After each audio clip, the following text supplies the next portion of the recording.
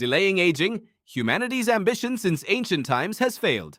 Back in the day, a lot of people bathed in milk, chugged potions that were supposedly potent, and even ate baby placentas. Nowadays, a lot of people get plastic surgery or take anti-aging pills. But it turns out scientists have found a new method that sounds kind of extreme, using young people's blood. Even though it sounds like a horror story from the old days, believe it or not, this is a real thing. What's the story? Actually, this crazy idea came from an experiment that was even crazier. 2 mice were sewn together to become one. Truly horrifying. One was older, the other younger.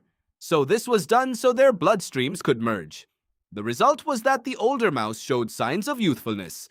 But why did that happen? Okay, so we need to know first that the blood in an old body has been contaminated by quote-unquote filth. In a body that's still in its prime, cells that are old or damaged will send a signal to the brain so they can be killed off and replaced with new ones. But as you get older, there's this one weird type of cell that's already damaged yet hard to get rid of. Like it's afraid to die but doesn't want to live either. Its condition is already poor. Death signals have been sent continuously like a short-circuited alarm, but when its life needs to be taken, it refuses. Eventually, the healthy cells that remain get confused and stressed out too, until finally, they all go on strike. Now in that mouse experiment, scientists found that it turns out this chaos can be overcome using young blood, specifically this component here.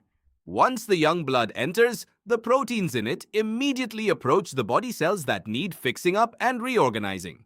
They help lower inflammation levels, repair damaged tissues, and the coolest part is they can wake up stem cells to create new cells again. And this makes muscles that were once weak become firm. A swollen heart can return to its normal size. Even the nerve fibers in the brain that were once severed can reconnect. An insane discovery like this immediately became a target for the super rich. There was this super rich entrepreneur who did an experiment using himself. But of course, it wasn't as gruesome as the mouse experiment. He did a 3-generation blood transfer. He took blood plasma from his son, who was still a teenager. Then his own blood was given to his father, who was already elderly.